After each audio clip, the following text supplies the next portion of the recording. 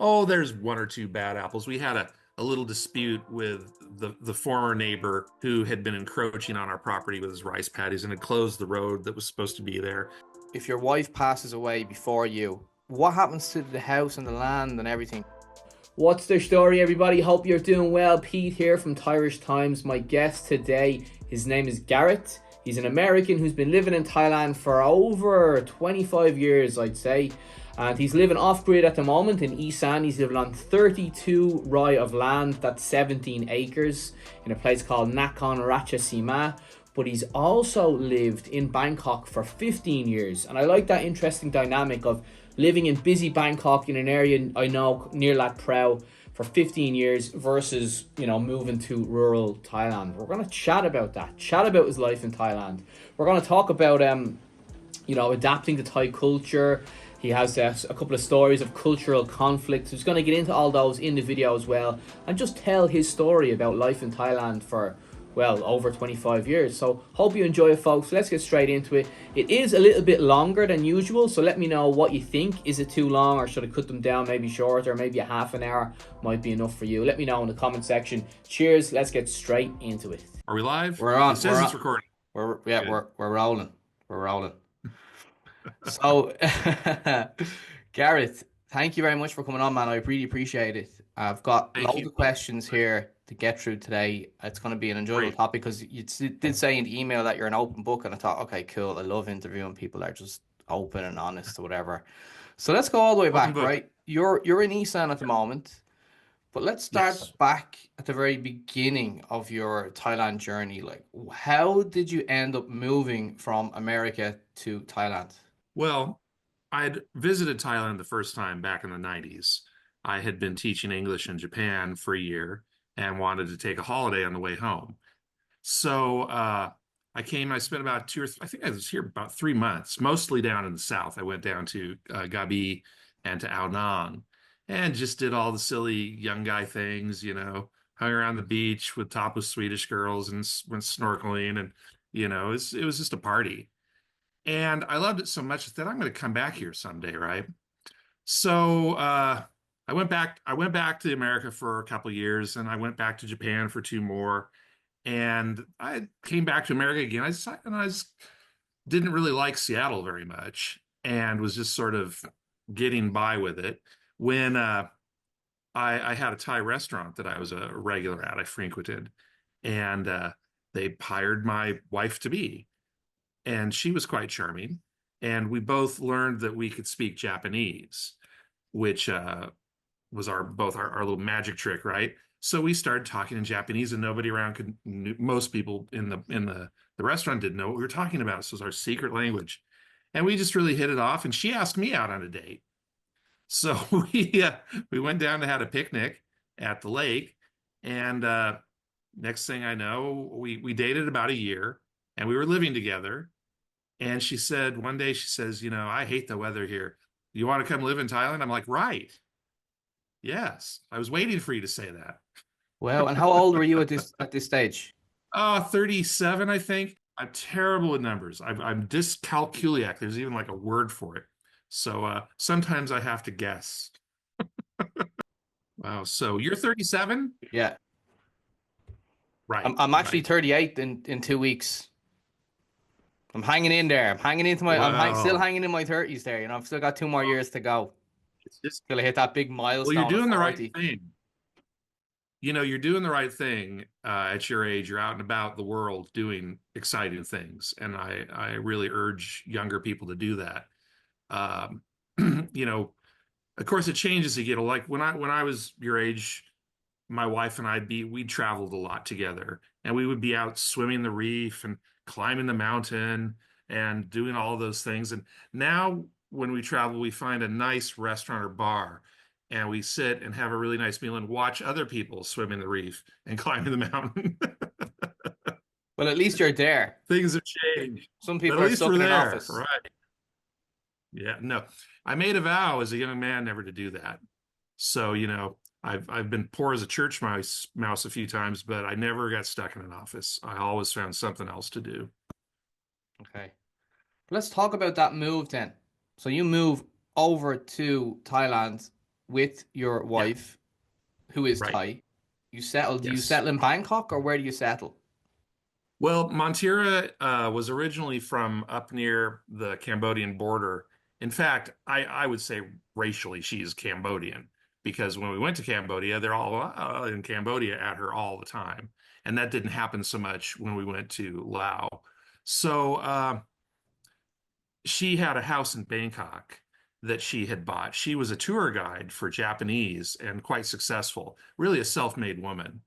Put herself through college, grew up in a poor family, but put herself through college and got this guide job. And at that time, that was good money. It's not anymore. The internet's put it out of business. But she owned a house in Bangkok. And so we just moved into her house that had been sitting vacant.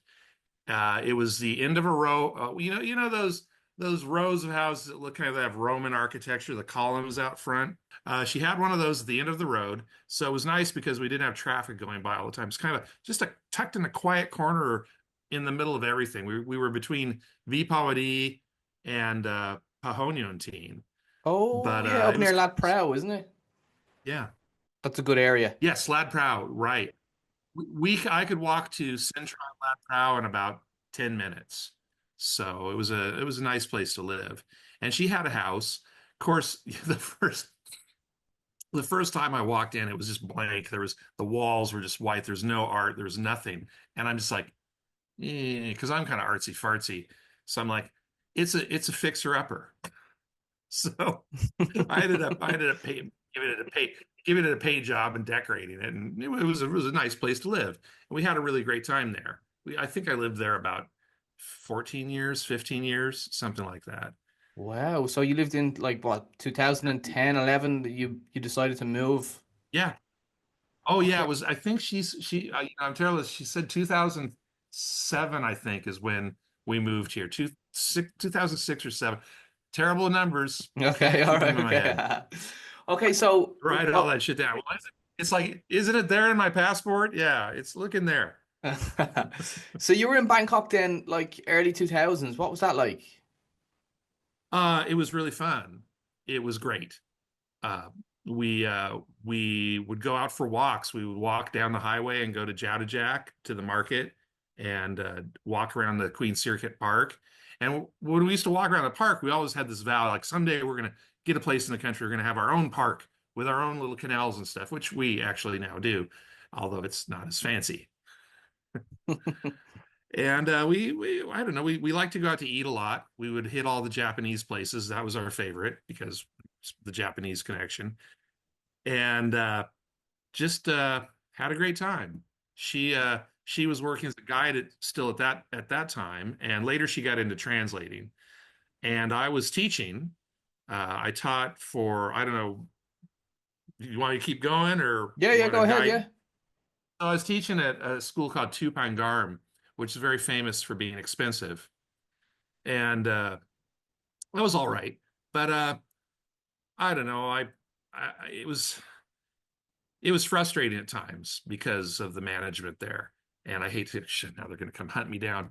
But it was a lot of fun and the kids were great. And so I realized it was too structured for me. So I got a job at Chulalongkorn where it was a little loosey-goosier. We had classes on the weekends. It was a much more relaxed setting. And I really liked that. That was great. I think I worked there about 2 years too. That place got closed down by the protests. Oh, okay. So I And it would have never reopened probably again. Yeah, well, not there, I don't think it did. And by that point, I'd already moved on to other things. Uh, at that time, we actually left Thailand because we heard bombs going off down the street in Dindang, and we went and lived with my folks. My mom was still alive then. Lived with them at their home in the country in Washington State for about 3 or 4 months, and we were refugees. I've been a refugee a few times in my life. Oh, really? So, okay, go on. Tell us the couple of times. So that was back, you went back to the States. Any other times? Well, the other time was the flood. We were driven out of our home by the flood, which I watched the episode of you and Paul talking about the flood, and yeah, very similar to my experience. For some reason, Pete, I was expecting this wave to come down the street, And instead, Mochi said, something's happened in the bathroom. And I'm like, uh-oh. Oh, it It was came up from coming the up through the toilet. grate. Yeah, yeah. By the way, my wife's name is Montira, but I call her Mochi. That was her nickname at the restaurant because Mochi was kind of a small and it's kind of soft and kind of pale and just like her. It's the Japanese So dessert, isn't it? The cake, very kind of the sweet. Yes, spongy. very sweet. That's what it is. So her nickname is Mochi, but now I'm the only one who calls her that. So how long was your house flooded for in the floods back in 2010, 2011? It it was over a month. And luckily, the night before that happened and we were driven out, a good friend of mine who I'd worked with at Tupangarm, another teacher, Dennis, he had come back on a visit to Thailand and he was staying with us. And so we said, well, let's go to Pattaya. So my good friend and I and my wife drove down to Pattaya and we just partied for like 2 weeks, stayed in a cheap hotel and just hung out on the beach and had a great time. It was like, oh, who cares about the flood? So then we took Dennis back to the airport and we had property that we already bought up country. We'd already bought the property, but there's nothing on it. So we went up and stayed in a little bungalow and banged around the property and around this area. Finally, we got the message from one of the neighbors that the water had receded so we could come back. And boy, what a mess. Yeah, I It can was, imagine. oh God, it killed a bunch of my really nice, I had big potted trees. I had an avocado, killed that dead. And I go in, and the worst thing was I walk inside and it smells lake right in the house. The water came up, oh, I don't know, about yay high. I don't know, maybe a meter inside. And all the tile on the floor had buckled. So it was just all fuckered up. And that wasn't that before? I think it was in November, wasn't it? Well, I know that that year we decided I always used to have a big Christmas party for my friends who I had taught with over the years. And that year I said, screw it, let's go down to the islands. And I had a friend who had a resort called Paradise Lost. His name was Wally. It was on Kokradam, and he's since passed, sadly. But we went down there and had Christmas with Wally. One of the best Christmases I've ever had. We had so much fun. But yeah, we just couldn't do it there. It was too big a mess. Yeah, I remember. Well, I was in Sukhothai at the time, and I was teaching, and we were renting this kind of big old house from a Belgian guy who it used to be like an old guest house. It had like 10 bedrooms, big kitchen Oh, area. It was really, really cool. Two entrances going in. There was three of us there, me and a guy from Birmingham, England, and then a guy from Holland. We had a great time, but nice. then the house flooded the first time waist high. So we just live upstairs, and we had the kitchen and everything upstairs, the bedrooms upstairs. So we were okay, but Yeah. then the water would like disappear for like 2 or 3 days, and then we go to school and we come back, and then the whole thing will be flooded again. It happened 4 or 5 times. Horrible to Oh, wade in oh, waist deep into your house and just know hey, there's could be that's snakes in here. not safe, right? And did you hear in Bangkok like the croc because the water rose so much there was crocodiles able to go down into the city. Yes, I heard that. We never saw that. Funny when we lived near Vipavadi and when we heard the floods were coming, we were in a taxi coming home. I said, "Well, what's going to happen here in Vipavadi when the floods come?" My wife says, "Oh, don't worry. President Yingluck will station police at the end of Vipavadi, and they will tell the flood to go left or right." I said, and I'm like, "What happened to you? You didn't used to be." Apparently, I rubbed off on her. Well, it had a lot of impacts. I remember there was a guy I worked with. He was an English guy, and his car, he had a big pickup, and it had gone through the flood. And the price of the resale value on it, like nobody wanted to buy a secondhand car for years after because all the cars had been through the flood. It was terrible. It was just a terrible time. And let's face it, it wasn't a natural disaster. Yeah, yeah, it wasn't. Yeah, okay. I agree with you. I agree with you. Okay, let's talk about then the move. You moved Sure. from Bangkok to Isan. Which part of Isan? We are in Nakhon Ratchasima. I think they call it Thai Isarn because they're not speaking the complete Isarn dialect. It's a little bit more like what they speak in Bangkok. There are differences. I'm not smart enough to tell the difference that much, but according to the experts, it's not quite Isarn.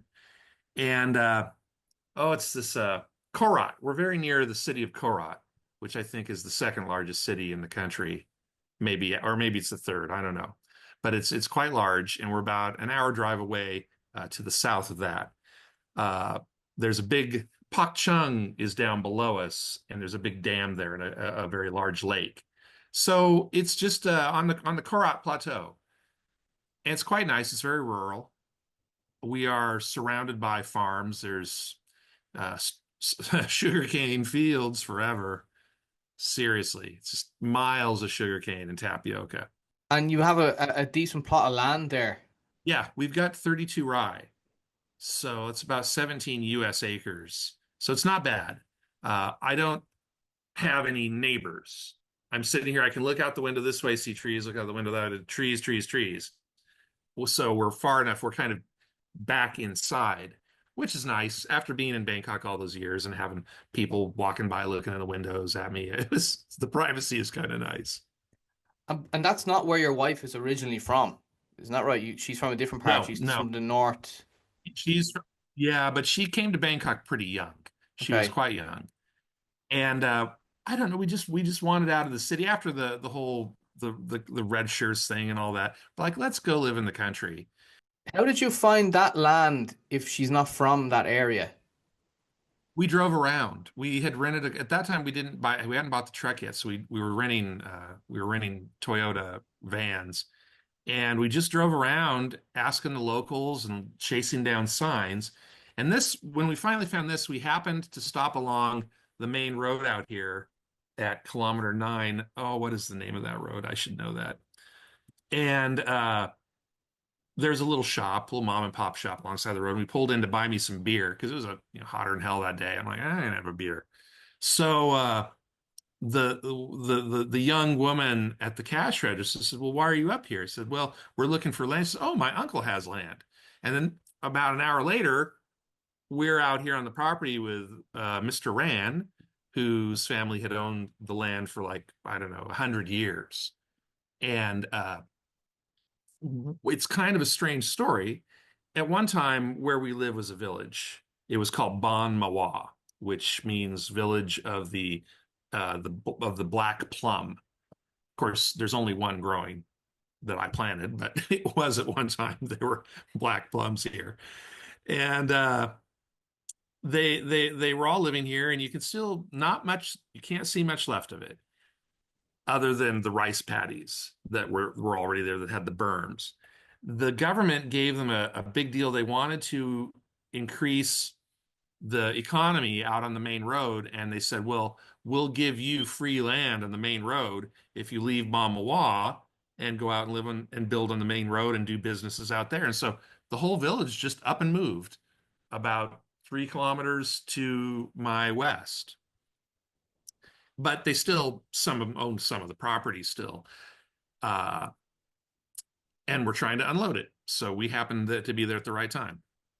Wow. Okay. Interesting. And how did the locals did they accept you and your wife? Because I know like it can be Thai people are kind of when they settle they when they go back to the countryside 9 times out of 10 or they would settle on land or around or near family. So for a Thai person to go back and buy land in a different part of Thailand and settle there is kind of unusual, isn't it? Is it? Yeah, I hadn't really thought of that, Pete. Yeah, I see what you're saying. That's not the usual thing, is it? And the Well, locals were just cool with you guys coming in, settling down. yeah.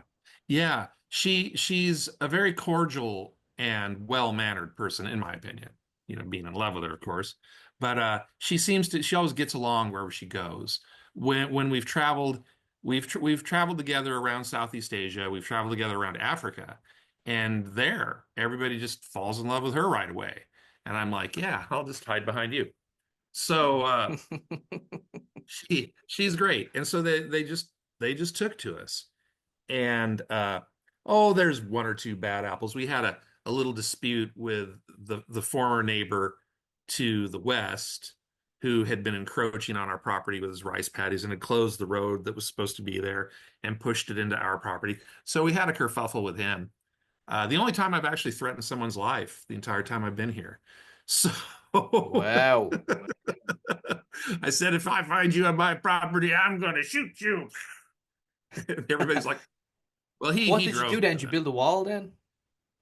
Yeah, we put up a fence. We have a barbed wire fence, but everybody hated that guy, and he's dead now. So it's all good. And the locals, they just love. Yeah, seriously, everybody hated. We He can talk he had about him now. threatened. I found out later I don't even have a gun. I'm American, so they assume I do, I guess. So they he was just such You're an American. asshole. You're born with a gun. Oh yeah, right. Yes, yes, a six shooter on each hip. I wonder what the comment section is going I, to be I saying hate about to that say, one. but I actually am a crack shot. Oh yeah. It's the only negative thing that's happened to me in 6 years here. Everything else has been hunky dory, and we got Yeah. that done with right away. And now everybody loves us, so it's great. And they do accept us as part of the community. We go to the temples, and they call us up and say, "Hey, we're having a big thing at the temple. Come." And it's great. They're nice people. They're salt of the earth, is what they are. And what's it like being a foreigner in rural Thailand, Isarn? Are there any other foreigners around you, or are you the only one around there? Well, yeah, I only met one. It was a guy who had what are they? It was a farming school, this special kind of farming, eco-conscious farming. And he was about 20 clicks north of us. And I kind of struck up a friendship with him, but then he went back to America. He quit that thing and left. So he's the only one who I ever actually kind of was mates with, an American guy, young guy. He's probably about your age and a great guy. So then, since then, they're just really kind of few and far between out here. We really are in a very rustic, rural part of this area. When I go downtown, down to CQ, which is a smallish town, a medium-sized town, I would say. It's an old Thai classic. Most of the buildings are 2 stories tall, and the top story is that old wood style, like you still see here and there now and then around Bangkok, and all the storefronts are open Thai style. At first I looked at it and went, "What a dump," but now I love it. It's a great town. I came to understand it, and I'll see foreigners around there, but I don't know. I'm kind of shy, and I don't go up and like, "Hey, fellow foreigner, how are you?" I sort of just hang around and pick out my lettuce. And if they come up and strike up a conversation, great. Or sometimes I'll strike up a conversation if something amusing is happening, like when we're all stuck in line at Big C on a holiday, and like, how are you doing? Yeah, yeah. Did you ever have that awkward experience where like you're in Big C and you're walking down an aisle and there's another foreigner and Yeah. you have that like, oh, do I say like you're looking at them kind of going, I'm gonna say hello to this guy, and then you're trying to make eye contact. The other guy just like looks down, walks past you, doesn't say You know, anything. I don't get that far. I see him and I don't go down the aisle. Next, Avoid, honey, avoid. there's a foreigner. Hide. So you're never lonely then? Oh no, I get lonely sometimes. Sure I do. I have some friends who I get on channels like this, like on Discord or on Facebook, and we have a chit chat once in a while. And but it's not the same as being there, really. Um, Like, how do you get your my wife's do you ever feel like you need to like take a break and say, okay, we're gonna go to Chiang Mai or Bangkok this weekend. We're gonna fly down, spend a couple of days, just meet old friends, get that social interaction, and go back to Isan? Yeah, yeah, we've done that a few times. I haven't really felt the itch recently, so we're probably due for one. I think though that COVID sort of shut that down. We were doing that more before COVID happened, and then we stopped. And we only went down there to get my shots, and then we would just actually, and a lot of my old friends who I knew then have left Thailand as well. They're back in England or in Australia. So yeah, I my social life it's pretty dead. Yeah, but maybe as you get older, you just kind of chill out a little bit, and maybe I often think like when I'm, old, like maybe when I'm in my 60s or 70s, would I be cool with just like, playing video games, aircon room, garden, I can go out in the evening time, do some exercises, do some yoga, do a bit of jogging. Would You that won't do any of this. You'll just play the video games. drink beer, play video Trust an games? old guy. Yeah, I mean, look, it's interesting. I've lived in Sukhothai for 10 months, and I was 24, so I was very young and it was too quiet for me. And that was a Yeah, small town. So I don't know if I could live in what you're doing, but it is interesting to talk to someone who's doing it because I would never rule anything out. And it's an yeah. interesting life, rural Thailand. It's a and actually you're living off grid as well. Oh, yes, we are. Okay. Well, there's no city or national power coming out to this property. And my friend who had his farm north of us, he had to actually pay for his own power poles to get it run out there. He happened to be a rich dude. I ain't rich. So I'm like, well, that's not going to happen. So I thought, well, okay, we're going to have to go solar. And we decided this before we built the place. How are we going to do this? So we started studying up on solar, and I realized I had no idea what was going on. But my wife is more intelligent than me, and she figured it all out. And she's in charge of the whole thing. And she has little meters she looks at and is up there dinking with it and turns it on and up. And I'm like, the lights work. We don't have to pay anybody. Except here's what's happened though. A couple times, the first system we had, the inverter blew up, actually caught on fire. So we were out of power for a few weeks while we had to get another one. And then that happened again a year later. So now we've moved to a system that does not have an inverter. It's just batteries, and it's working pretty good. It's working, and we've also changed all the lights over to DC, to like that 12 DC or whatever. Whereas the main current is like 250 watts or something that will kill you. So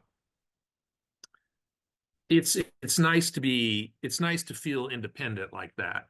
I don't have to look at the power bill. There's no power bill or water bill because we have a well.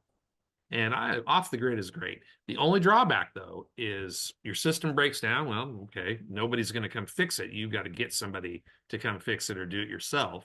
And also, cloudy days are not solar power's friend. You go through a week of all clouds, and it's going to go off at 7 every night. So you're stuck without power all night. But yeah, we just get used to it. We adjust. So can you sleep without power then? Not a fan or anything? Can you sleep? I have a battery powered fan that I use, and I make sure to charge it religiously every day. But it's just a fan. I don't have aircon. We don't generate enough power in the rainy season to run an aircon yet until we fix it better eventually.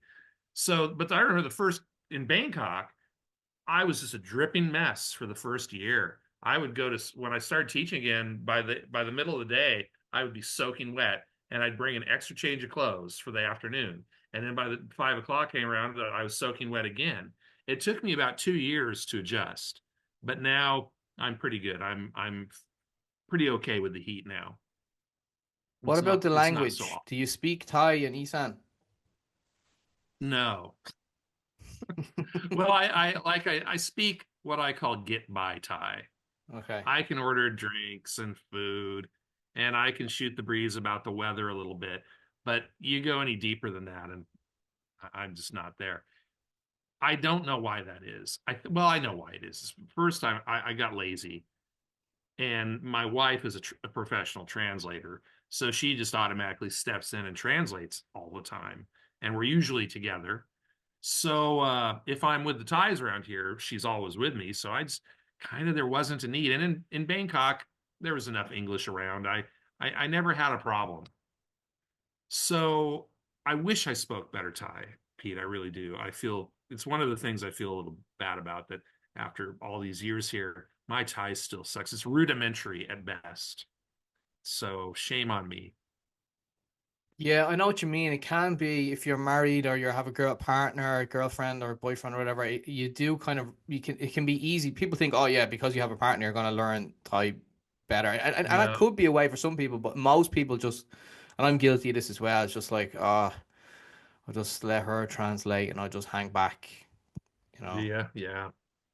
Yeah, I guess I'm the village idiot. I just sit back and smile, and everybody waves at me, and they come and talk to you. I'm like, cop, cop. Yeah, I have no idea what you're saying. Yeah, you just run out of So stuff to say after you've kind of gone through your spiel. Gin that's it. Carry Young, Sabidi Mike up. You know, you go through That's all about the it. Arroy, arroy. Alright, That's alright. all you need. Wani Lan Arroy. Maclay. Right. And you're like, okay, I've run out of all my stuff here. What are we gonna do now? No, I just open another beer. Yeah, that's it. Get the Leos in. That always helps it. Yeah. So, all right. Best and worst things about living in rural Thailand. Well, okay. The joke I sent you was the food. Uh, the food is great. The local ladies here, and I'm a food guy. I'm a foodie, and fancy myself an amateur chef, and I love the food here. I think it's brilliant. So it has all these herbs I've never tasted that they don't grow anywhere else but here. We have an herb here. I don't know what it is. It only grows in this forest, I guess. And they come and get it sometimes. I said, "Can we come and get the herb?" I'm like, "Sure." And they leave some for me. So it's wonderful food.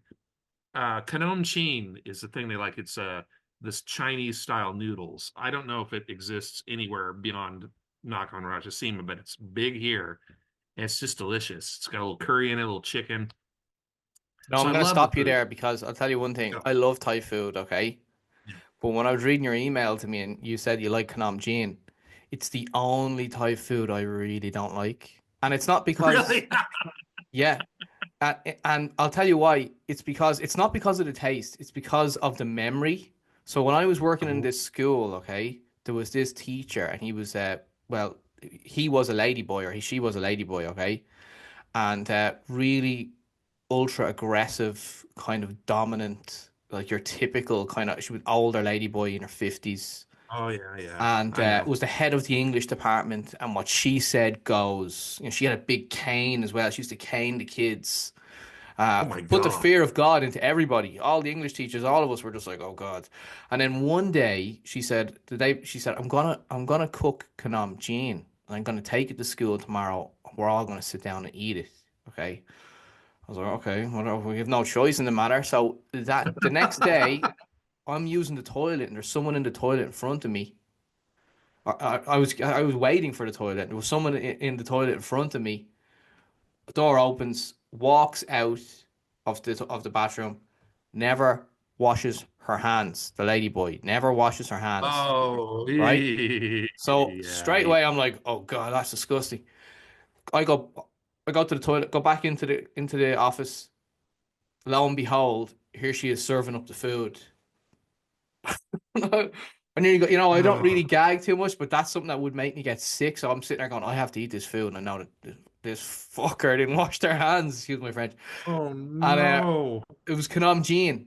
So ever since then, I'm like, I'm never gonna eat Kanam Jean. Every time I see Kanam Jean, I'm like, and like she was even at one stage, that they have the rice noodles for Kanam Jean, yeah. Oh yeah, yeah, At one yeah, stage, she didn't have a spoon. She used her hand and put her hand in and put it on the plate.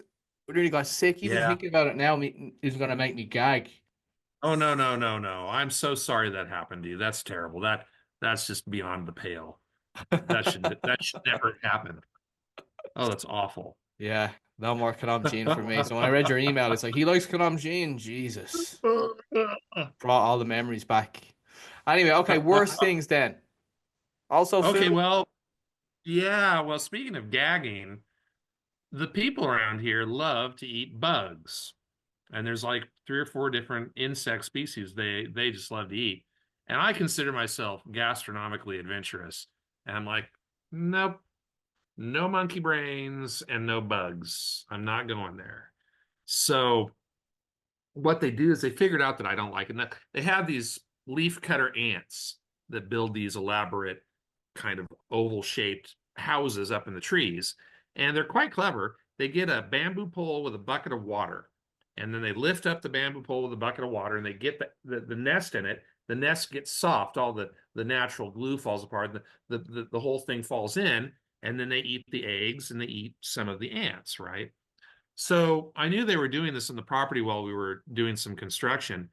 And I have a very nice Thai lady. I think she's the best cook around here. But she's sitting there. It's time for breakfast. So I come and sit down on a little mat under the trees. And she hands me a bowl just like she does every morning. And I'm sitting there eating, oh, wow, arroy, arroy. And then I went, something was funny. I pulled out a big old winged ant. And then I looked down in the bowl, and my bowl of rice soup was full of those things. And I look over, and the whole time she's been watching me like, what's he gonna do? She's like, do you like it? I'm like, oh, Kotokapi, eat my dog. I can't, I'm so sorry. I can't eat it. And she's laughing and laughing. Oh, she thought that was the funniest damn thing. So now they all like, now that's the trick they like to pull on me. I'm guaranteed that every time somebody's going to give me a bowl with an ant in it. So now I'm kind of on guard for them. Like, do the ant inspection first, right? But now the game Oh. is that I'll pretend to be horrified more than I am. Yeah, but I'll be like, oh, they poisoned me. Oh, now everybody And laughs and they'll they love love it, it. yeah. Yeah, sure. What It's about all good fun. rats? Do they eat rats? They do. They do. Um, I hear them sometimes. A guy has a kind of a pop gun thing. He goes out around the fields and he nails it with that, and they trap him, which is fine with me. Of course, I have a house full of cats, so they're not really a problem here. But nobody I know eats them, at least that they tell me. I hate to say this, but I think it's kind of a class thing. So, uh, a lot of my friends are just, they're dirt poor farmers, but they won't tell me that they're eating rats and they never bring them around. I think they think that I'll look down on them for that, which I won't. But apparently enough Ferrans have over the years that they don't even bother to try to feed it to me. What about If they did, I'd try it. You know, they're raised on grain. It's not like they're dirty street rats. So yeah, they're why not? field rats, aren't they? Yeah, they're They're field raised on rats. grain, yeah. Well, I Yeah, still wouldn't want I to eat if one. I might try a little bit of it because it would make them happy. But they don't even try to fool me with that one. The ants is good enough. Oh, and then what they'll do is they'll have these beetles, these big kind. I think they look like cockroaches. God forbid. I don't know what they are. But my wife says, "Oh, not cockroach." I'm like, mm. So they'll fry them up and then they'll mix them in with the fried shrimp. So I'll be sitting there having a beer at the picnic or whatever, and I'll be like, "Oh, fried shrimp, so good." And I'll be like, "That one tastes weird." And then I'll look over and they'll Ugh. be like, "Oh, look, he ate it." Oh my God. Oh God. Tricking you into eating insects. That's mental. Okay, so what about like in the rural areas? Is there like a because you see people talking on different vlogs and stuff like that, and they do mention like sometimes the farmers drink a lot of Lao Cow rice whiskey, and there are a lot of alcoholics in the countryside. What do I you think? resemble that remark. But are they sitting around all day on the Lao Cow? There are some guys that do that, yeah. Uh, I can't keep up with that. I like to. I'm a beer guy, and I'll have a little bit of this and that sometimes. That Lao Cow stuff, boy, they hand it to me like, oh, teacher, eat the dog. I'm like, "Mm." It's pretty awful. But I would say that I don't see that as much as I used to. It seems like when I first got here, there was more of that happening. But now maybe, but I don't get out as much, maybe too. So that might be part of it. What about gambling? They like to play high low, don't they? Oh yeah, they do. They do. Well, that's kind of sad because I know some guys have lost their ass doing that, and they love to buy the lottery tickets, right? So they'll spend 1,000 baht on lottery tickets, and they're lucky to get back 50, right? And it's so much fun. They're so excited. Oh, I bought 1,000 baht from the lottery. I'm gonna win. I'm like, no, you're not. But if I try to tell them, like, listen, mathematically speaking, the odds are completely against it. You're better off just buying one because your chances of winning won't change at all. And then put the rest of that money in the bank, and by the end of the year, you'll be rich. But they don't want to hear that. They want to do the gambling. They want to play the game. So that happens. Yeah. And so, how do you pass your days then? Like, what are you doing? What are your hobbies there? What do you do in a typical day? Oh, I get up and cry, and then I wander around the yard. No. Aimlessly wandering. What am I doing here? Oh, How did I get here? so well, okay, I'm a writer and an artist, so I spend a lot of time on the computer doing that. And I have some different jobs I do. I'm working with a magazine. I was the art director, but I kind of stepped down from that because I really wanted to focus on the writing side of it. And it was a big job that didn't pay very well. But so I spend a lot of time on the computer, and sometimes I manage to get outside and wander around a little bit. In the rainy season, it's kind of hard to get out because everything's so muddy. In the dry season, I spend more time outside. And of course, it's cooler too. But I don't know. I mean, my life here isn't that different from Bangkok because I was kind of a homebody in Bangkok too. I'd sit at the computer all day. And when I didn't, I'd go downtown and party a little bit. But or my wife and I would go out to eat. I'd meet her after work because she was working downtown at that time. But now, yeah, I hate to say it, Pete, but I'm a bit of a homebody. I'm kind of a hermit out here. Man, there's nothing wrong with being a homebody, you know. Just it's great. Yeah, Sometimes great just to chill at home. I enjoy it as well. In winter, I like to, in Ireland, I like to chill at home, man. I don't like to go out too much. sure. It's cold. But so are you happy though? Are you content? I am, yeah. Well, I could do with a bit more money, couldn't I? But Don't we? Couldn't we other all? other than that, it's great. So you're in Thailand then for the long haul. Oh yeah, absolutely. Well, I'm a man without a country now. I can't go home back there again. Never. I wouldn't want to. With what's going on with Well, Trump. yeah, yeah. Well, I don't know. Do you like to talk about that kind of stuff? I usually don't say much. I I'm will not too say big into that American I'm politics. ashamed of what's I do. happening. Yeah, I mean, This this it's a mental time. I'm not too crazy about yeah. American politics. I don't know, man. It's a crazy time of the world we're living in, Well, I we think. we elected a criminal.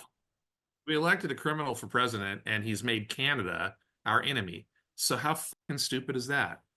So I just hands off it. I have no interest. And my folks are dead.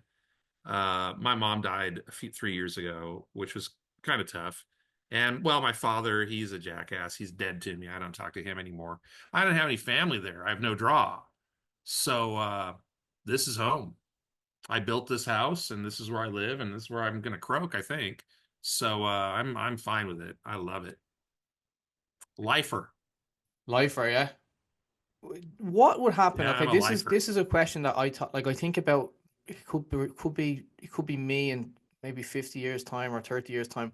What happens? Okay, God forbid, if your wife passes away before you, what happens to the house and the land and everything? We've thought this through a little bit. I have a right to live in this house and on this property until I die. So that's not in question. We are legally married, so I'm totally in with Flynn on that one. If she died, she said, find a young girl to take care of you. I'm like, well, probably better to find an older one, wouldn't it? So we have a very open relationship. We talk about everything. There's no taboo subjects with her.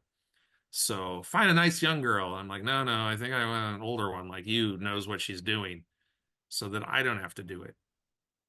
But I would stay. I think I would stay. So legally, like in the law, you can still stay in the house. Yep, stay. I legally live here. It's my house until I die. And then I think she has a nephew that it's going to go to, or we've kind of discussed donating it to the national parks as a nature preserve. We've been running it kind of like a nature sanctuary. We plant a little bit of rice. The neighbors come and plant rice in some of the paddies, but the rest of it's just we leave it alone. So it's about 30, 40-year old growth here of trees, and it's a nice little forest. So yeah, I and we don't have kids. I don't have kids. There's no heir. So that kind of frees me up from having to worry about that kind of stuff, right? If I'm gone, nobody cares. I will be remembered in my writing, is the way I look at it. Yeah, you live on forever in your books. Do you have a link that they can check them out? So my novels are destined to be reprinted by Baen Books. Baen is a pretty big independent science fiction and fantasy publisher. It just takes time. They're a small house. Even though, you can walk in any bookstore in America and find Baen books. They're big enough. But it's probably going to take about another year. So I don't really have any links right now. I have a website that I keep saying I'm going to set up, and I'm so lazy I don't do it. So I got to get that set up. But if you don't mind, I'll dig up some links maybe tomorrow and send them to you. Is that cool? Yeah, yeah, cool, yeah. So and it was Paul Wallace that put me in Okay. contact with yourself. What do you think of Paul Wallace? He's a character, isn't he? Paul, he's mad as a box of frogs, isn't he? Yeah. But he can tell a good story, can't he? I love it. I love Paul. Paul, if I were to ever have a guru in, it would be Paul. Paul has taught me so much. He's a very wise guy. In more ways, well, he's a wise guy, but he's also a wise guy. And he's just got such a big heart, and he's a thinker. And I quite admire Paul. I feel quite fortunate to have met Paul, actually. He helped me during some very difficult times. So yeah, Paul's great. A lot of fun. Yeah, very interesting guy and a very good person to. He's very connected. He knows lots of different people. He put me in touch with yourself. He's put me in touch with a couple other people. Yeah, that was very nice of him. Yeah, Yeah. yeah. So yeah, fair play. Thanks, Paul. He's gonna be watching this, so thank you, Paul. Oh, I know he is. And I've got more coming up with Paul as well. So watch this space, everybody. What about Thai culture then? How do you find it? Like the saving face, have you had any challenges where you've come into a bit of a conflict with a Thai person and the Yeah, culture, Western culture meets Thai culture, you can yeah, see yes. there's face saving going on.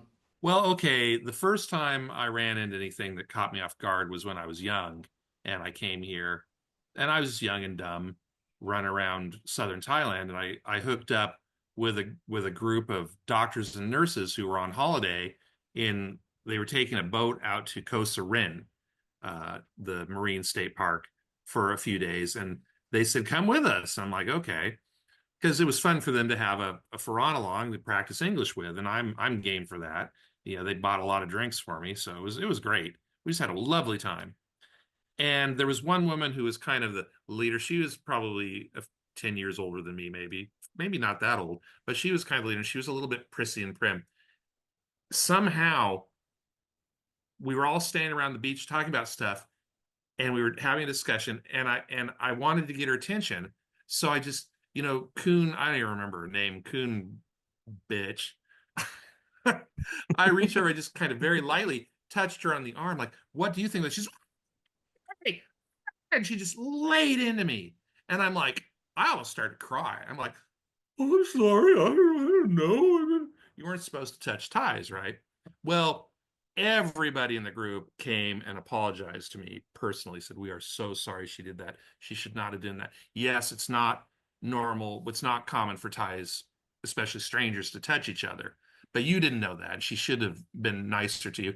And she never apologized, but she was kind of sheepish the last day, right? So that was the first time I had a real culture shock moment in Thailand. I would say the next thing that caught my surprise is the habit of laughing when something's wrong, laughing in the face of something bad has happened or something sad has happened. They'll start laughing. And okay, I'll tell you the story. We're out here driving around, and we have some friends down the street. A guy who lives in a shack with some buffalo and his wife, and they had some dogs. And so the dog had puppies, and they're all about half starved, the little things. These people are cooking on charcoal and don't have power, all right? So it's very, very Stone Age where they're, but lovely people. So we were driving by and we stopped by, and they had these little puppies, and somehow I stepped on one of these little puppies.